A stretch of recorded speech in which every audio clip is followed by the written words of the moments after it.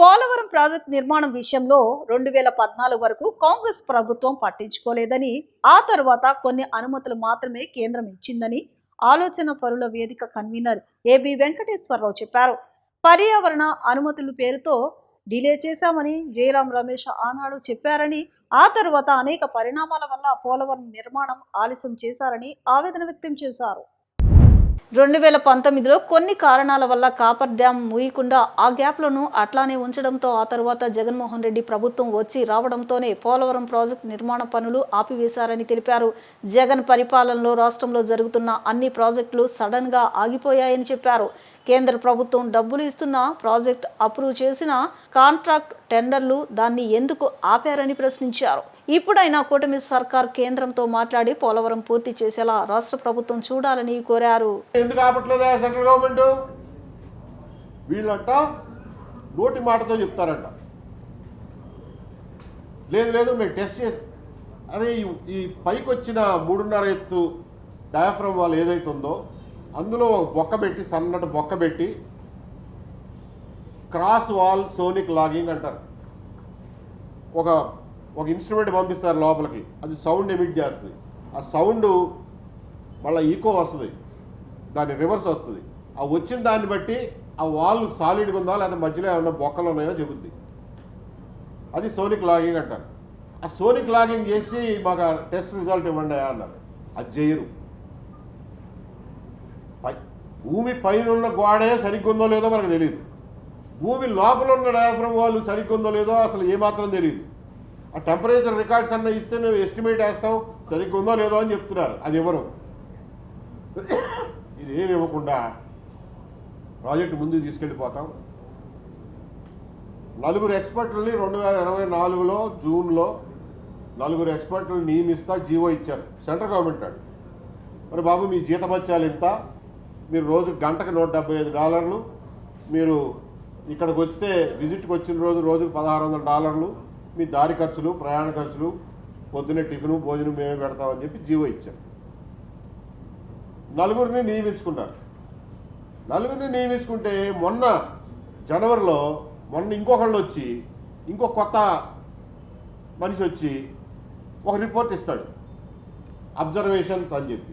దాని మీద సంతకం ఉండదు, తాడు బొంగరం ఉండదు, ప్యానల్ ఆఫ్ ఎక్స్పర్ట్స్ ఎవడో సంతకం పెట్టాడు. వీడు ఒక రిపోర్ట్ ఇస్తాడు. ఏమనంటే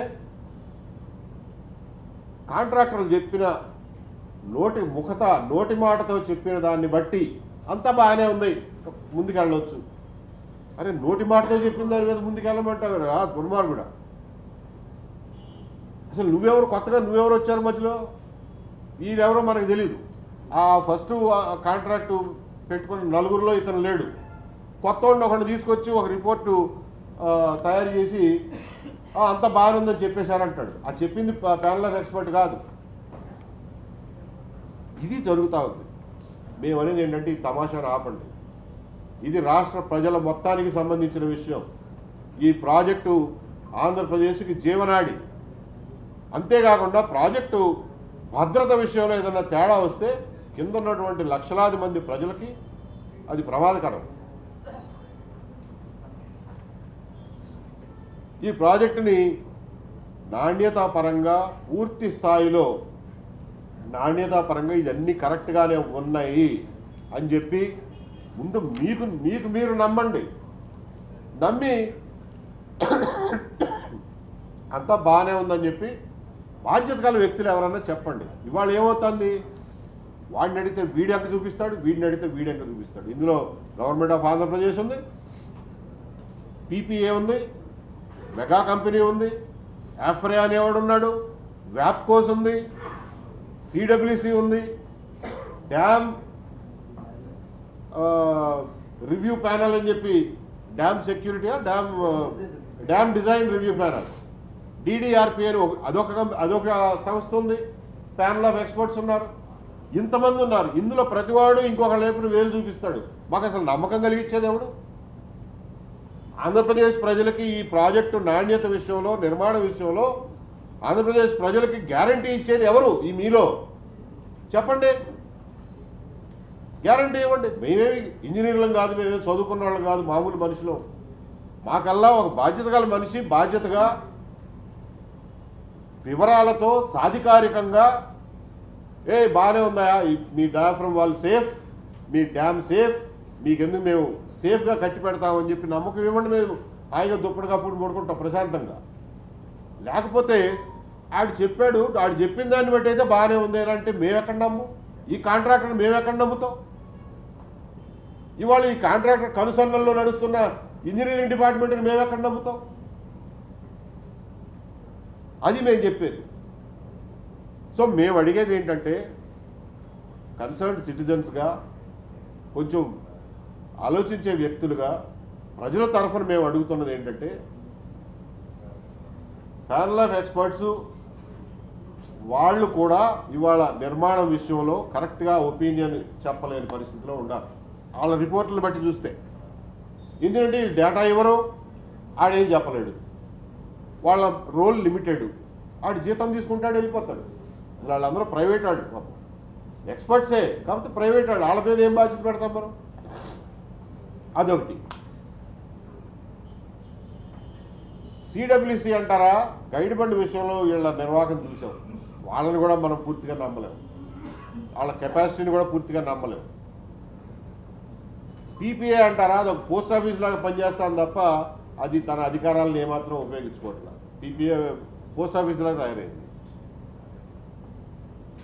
ఇక్కడ ఆంధ్రప్రదేశ్ విషయానికి వస్తే వాటర్ రిసోర్స్ డిపార్ట్మెంట్ కానీ, ఇంజనీరింగ్ డిపార్ట్మెంట్లు కానీ ఇవన్నీ కాంట్రాక్టర్ గారి కనుసన్నల్లో పనిచేసేయే తప్ప ఇవాళ ఆ పోలవరం ప్రాజెక్టుకి ఈఎన్సీగా ఎవరు ఉండాలో కాంట్రాక్టర్ గారే డిసైడ్ చేస్తారు.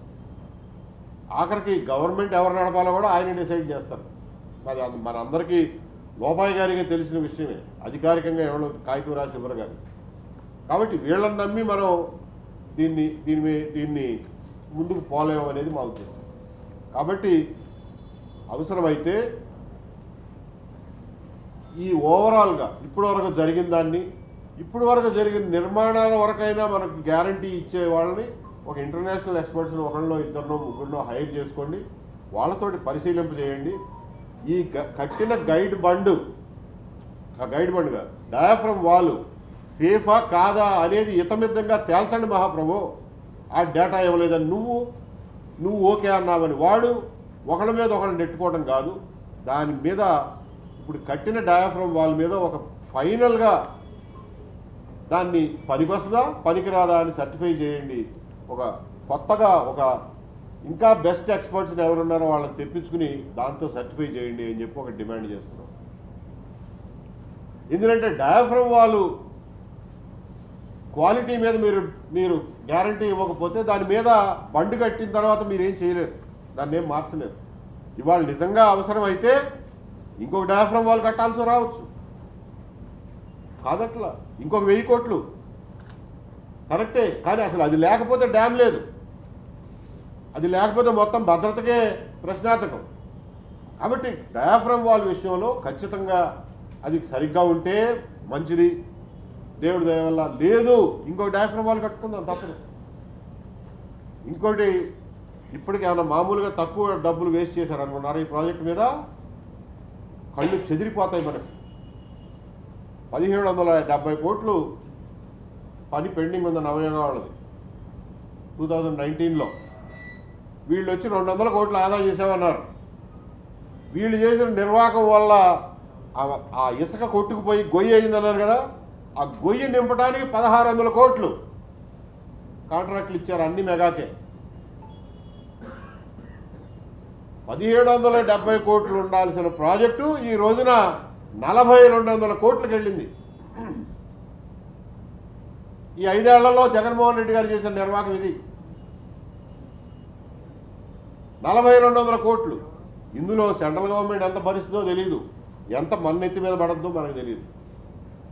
సరే సెంట్రల్ గవర్నమెంట్ డబ్బు అయినా మన డబ్బే అనుకోండి, కానీ ఇదైతే మన డైరెక్ట్గా మన మీద పడుతుంది, స్టేట్ గవర్నమెంట్ మీద. 4200 కోట్లకు చేశారు 1700 కోట్ల కాంట్రాక్ట్ని.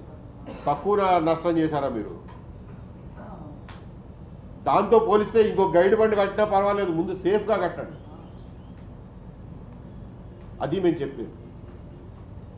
వీళ్ళు ఆ మట్టి నింపేటప్పుడు ఆ ఇసుక తిరిగి 1600 కోట్లు తీసుకున్నారు కదా, ఇసుక తిరిగి నింపేటప్పుడు ఊరికే అందులో పోయటం కాదు, దాన్ని కాంపాక్ట్ చేయాలి. ఒక లేయర్ పోసి దాన్ని కాంపాక్ట్ చేసి మళ్ళీ ఇంకొక లేయర్ పోయాలి. ఎందుకంటే అది కొట్టుకుపోయింది ఎక్కడ? గైడ్ బండ్ చుట్టుపక్కల. అది గైడ్ బండ్ కాదు, డయాఫ్రమ్ వాల్ చుట్టుపక్కల. డయాఫ్రమ్ వాల్ చుట్టుపక్కల మట్టి లూజ్గా ఉంటే మళ్ళీ అది పనికిరాదు. రేపు పొద్దున్న దాని మీద మట్టి కట్ట కట్టినప్పుడు కింద నుంచి నీళ్ళు వెళ్తాయి. మట్టి కట్ట బరువును కూడా ఆపదు అది. సో కాంపాక్ట్ చేయాలి. ఆ కాంపాక్టింగ్ సరిగ్గా చేయలే. 1600 కోట్లు తీసుకుని ఆ కాంపాక్టింగ్ సరిగ్గా చేయలే. తర్వాత అందులో ఒక రాడ్ లాంటి దూర్చి దాన్ని వైబ్రేట్ చేసి లోపల మళ్ళీ కాంపాక్ట్ గట్టిపరుస్తారు మట్టిని. ఆ వైబ్రో కాంపాక్షన్ సరిగ్గా జరగల. దానివల్లనే ఈ కొత్త డయాఫ్రమ్ వాల్ పోసేటప్పుడు పోయాల్సిన దానికంటే ఒక 15% ఎక్కువ కాంక్రీట్ వెళ్ళింది. ఎందుకంటే లోపల బొక్కలు ఉన్నాయి, ఎరోజన్ అయిపోయి ఆ ట్రెంచ్ తవ్వినప్పుడు బట్టి ఇరిగి పడిపోయి లోపల బొక్కలు వచ్చినాయి. అందుకని ఎక్కువ కాంక్రీట్ పట్టింది. అంటే వీళ్ళు అంత చక్కగా కాంపాక్ట్ చేశారనమాట 1600 కోట్లు తీసుకుని. కాబట్టి వీళ్ళు తగలబెట్టిన డబ్బులు అటాకు తగలబెట్టారు ఇప్పుడు దాకా. కాకపోతే అవసరమైతే ఇంకొక డయాఫ్రమ్ వాల్ కట్టయినా సరే ముందు సేఫ్గా డ్యామ్ని కట్టండి, గ్యారంటీ ఇవ్వండి ఎవరో ఒకళ్ళు, ఆ తర్వాతే మొదలెట్టండి అని చెప్తున్నారు. ఇంకొకటి ఆ అప్రోచ్ ఛానల్లో 150,000 క్యూబిక్ మీటర్ల మట్టి తీయాలండి. 1,20,000 తీశారు, 1,10,000 తీశారు.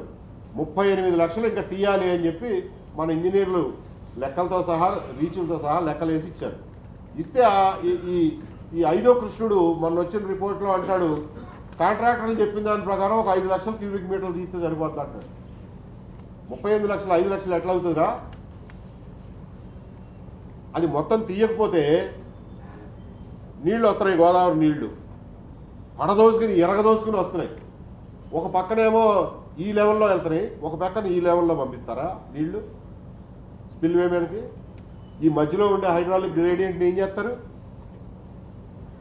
ఇక్కడేమో ఒక స్పీడ్తో, ఇక్కడ ఒక స్పీడ్తో స్పిల్వేని వెళ్ళి తంతే స్పిల్వే సేఫ్టీ ఏమవ్వాలి?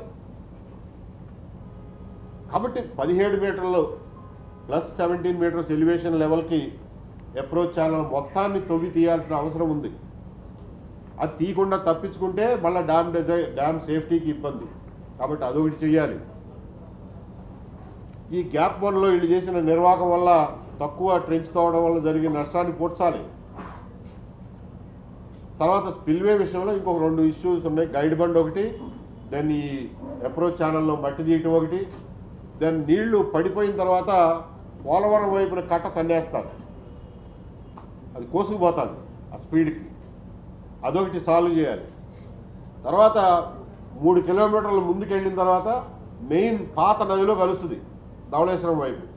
కలిసినప్పుడు ఈ స్పీడ్కి అవతల ఒడ్డు పురుషోత్తం పట్నం వైపు ఒడ్డును కూడా వెళ్ళి కోసేస్తారు ఈ స్పీడ్కి. దాన్ని ఒకటి బాగు చేయాలి. అంటే అక్కడ ఏదన్నా కట్టలు కట్టడమో లేకపోతే రాళ్ళు వేయటమో ఏదో చేయాలి. ఇవన్నీ స్పిల్వేకి సంబంధించిన పనులు 4 పనులు స్పష్టంగా పెండింగ్ ఉన్నాయి. అసలు డయాఫ్రమ్ వాల్ నాణ్యత గురించి మేము రైజ్ చేసిన ఇష్యూస్ అన్నీ ఉన్నాయి, అన్ని కాగితాల మీదే ఉన్నాయి, మేము చెప్పినవి కాదు. గ్యాప్ వన్లో చిన్న చిన్న రిపేర్లు చేయాలి. ఈసీఆర్ఎఫ్ డ్యాము డిజైన్ ఇంతవరకు పూర్తి కాల, ఆ కోర్ ఎంతవరకు వేయాలి అనేది ఇంతవరకు పూర్తి కాల. ఇంకా చాలా విషయాలు, టో డ్రైన్లని అట్లాంటివన్నీ చాలా విషయాలు ఇంకా పూర్తి కాల. ముందు డిజైన్ ఫైనలైజ్ చేయాలి. డిజైన్ ఫైనలైజ్ చేయాలంటే డయాఫ్రమ్ వాల్ ఫైనలైజ్ అవ్వాలి. డయాఫ్రమ్ వాల్ ఫైనలైజ్ అవ్వాలంటే నువ్వు డేటా ఇవ్వాలి.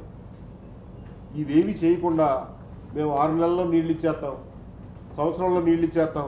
ఎవడు పలకమన్నాడు ఈ ప్రగల్భాలు? మీకు ఎందుకంత తొందర? సేఫ్గా కట్టాలి, డ్యామ్ని సరిగ్గా కట్టాలి, అన్ని పనులు పూర్తి అవ్వాలి, అపరిష్కృతంగా ఉన్నటువంటి డిజైన్ సమస్యలన్నీ తీర్చాలి, ఆ కట్టేవాడు సరిగ్గా కడతనాడో లేదో చూసుకోవాలి. ఇవి చూసుకోవడానికి ప్రాజెక్ట్ మేనేజ్మెంట్ కన్సల్టెంట్గా వ్యాప్కోస్ని పెట్టారండి. వాళ్ళ పనితీరు ఏ మాత్రం బాగలేదు. ఆ ప్రాజెక్ట్ పిఎంసీని మార్చాల్సినటువంటి అవసరం ఉంది. వ్యాప్కోస్ కనుక సరిగ్గా ఉంటే ఈ డయాఫ్రమ్ వాల్లో జరిగిన క్వాలిటీ లోపాలన్నీ ఎప్పటికప్పుడు ఎత్తి చూపాలి, పై వాళ్ళకి పంపించాలి, సిడబ్ల్యూసీకి పంపించాలి. గైడ్ బండ్ నిర్మాణంలో లోపాలన్నీ సిడబ్ల్యూసీకి పంపించాలి. అవి ఏవి చేయట్లా, ఊరికే పేరుకున్నారు పిఎంసీగా. సో మనకు ఒక కాంపిటెంట్గా ఉండే ప్రాజెక్ట్ మేనేజింగ్ కన్సల్టెంట్ కూడా నియమించుకోవాల్సిన అవసరం ఉంది. ఇది చాలా పెద్ద ప్రాజెక్టు, కాంప్లికేటెడ్ ప్రాజెక్టు, ఇంజనీరింగ్ పరంగా ఛాలెంజింగ్ ప్రాజెక్టు. కాబట్టి ఒక మంచి పిఎంసీని నియమించుకోండి. క్వాలిటీ కంట్రోల్ దయచేసి కాంట్రాక్టర్ కనుసన్నల్లో ఉండే వాళ్ళ చేతుల్లో పెట్టమాకండి. కాంట్రాక్టర్ మాట అనకుండా క్వాలిటీ కంట్రోల్, ఖచ్చితమైన నివేదికలు, క్వాలిటీ కంట్రోల్ని ఖచ్చితంగా అమలు చేయగలిగిన కెపాసిటీ ఉన్న వాళ్ళ క్వాలిటీ కంట్రోల్ బాధ్యతలు అప్పచెప్పండి. ఇదొకటి మేము పెడుతున్నటువంటి డిమాండ్. ఇంకొకటి, ఇప్పుడు కట్టిన డయాఫ్రమ్ వాల్ని డిజైన్ని అప్రూవ్ చేయడానికి కొత్తగా ఇంకొక ప్యానల్ ఆఫ్ ఎక్స్పర్ట్స్ని నియమించుకోండి అని చెప్తున్నాం. ఇప్పుడు వరకు తవ్వకాల్లో ఇసుక, మట్టి, రాళ్ళు, రప్పలు, చిన్న పెద్ద రాళ్ళు, పెద్ద బౌల్డర్లు అన్నీ కలిపి 11 కోట్ల క్యూబిక్ మీటర్లు తవ్వి తీసామండి. 11 కోట్లు క్యూబిక్ మీటర్లు తవ్వితే అందులో రేపు పొద్దున ఈసీఆర్ఎఫ్ డ్యామ్ కట్టడానికి ఇంత రాళ్ళు కావాలి, బౌల్డర్లు కావాలి. ఆ బౌల్డర్లు అంటే వాళ్ళకి 35 లక్షల క్యూబిక్ మీటర్ల బౌల్డర్లు దొరకలేదంట వీళ్ళకి. ఇది ఇంత తవ్వి తీసిన దాంట్లోంచి వాళ్ళకి రాళ్ళు దొరకట్లేదంట. మళ్ళా రాళ్ళు తవ్వడానికి ఓ పక్కన కొండలోంచి రాళ్ళు తవ్వడానికి 250 కోట్ల కాంట్రాక్ట్ ఈ మధ్యన ఇచ్చారు. మొన్న జనవరిలో ఇచ్చారు. 250 కోట్లు కాంట్రాక్ట్ చేసి కొండ తవ్వి మళ్ళీ రాళ్ళు తెచ్చుకుంటారంట. ఉన్న రాళ్ళు పనికి రావంట. ఇట్లా ఉంది ఈ ప్రాజెక్టులో పెట్టే ఖర్చు, ప్రాధాన్యతలు ఇలా ఉన్నాయి. అది నేను ముఖ్యంగా చెప్పదలుచుకున్నాను. ఆ కొండ రాళ్ళు దొవ్వి దాన్ని చదువు చేసి అక్కడ రిసార్ట్ కడతారేమో, మరి ఆ రిసార్ట్ ఎవరెవరు పంచుకుంటారో మాకు తెలియదు. కానీ వీళ్ళు చేస్తున్నటువంటి నిర్వాకాలు ఇవి. దీన్ని సెంట్రల్ గవర్నమెంటు గట్టిగా మాట్లాడదు. వాళ్ళకేం పోయింది? నాశనకం పని చేస్తే వాళ్ళకేం పోయింది? పోయేది మనం కదా. స్టేట్ గవర్నమెంట్ ఏమంటుంది? సెంట్రల్ ప్రాజెక్ట్ కదా, నన్ను అడుగుతావు ఏంటంటారు. కాబట్టి దీన్ని ఈ ప్రజల ప్రాణాలతో చెలగాటం ఆడటం ఇంకా ఆపండి. పోలవరం ప్రాజెక్టు నాణ్యత విషయంలో ఖచ్చితమైనటువంటి నిర్ణయాలు, బాధ్యతాయుతమైన నిర్ణయాలు తీసుకోవాల్సిన సమయం వచ్చింది. ఎందుకంటే ప్రాజెక్ట్ ఒక క్రూషియల్ ఫేజ్లో ఉంది. కాబట్టి వీటన్నిటికీ సరైనటువంటి సమాధానాలు చెప్పి ఇంజనీరింగ్ పరిష్కారాలు కనుక్కున్న తర్వాత మాత్రమే ప్రాజెక్టుని ముందుకు తీసుకెళ్ళండి అని చెప్పి డిమాండ్ చేస్తున్నాం. ప్రజలందరి తరఫున డిమాండ్ చేస్తున్నాం. మీరు అడగొచ్చు కొంతమంది, నువ్వు ఒకటి తయారయ్యావు ఇప్పుడు శల్యుడివి ప్రాజెక్ట్ డిలే చేయడానికి అని చెప్పి ఇంకొకళ్ళు అడగొచ్చు. మాకేమన్నా అవసరమా? మాకేమన్నా ఇంట్రెస్ట్ ఉందా ప్రాజెక్ట్ డిలే చేయడానికి? మేమీ రాష్ట్రంలో ప్రజలకు మాకేం ఇంట్రెస్ట్ అండి ప్రాజెక్ట్ డిలే చేయడానికి? ఎప్పుడు తొందరగా పూర్తి అవుతుందా అని చెప్పి ఎదురు చూసే వాళ్ళలో మేము అడిగేదల్లా సేఫ్టీ లేకుండా కట్టమాకండి.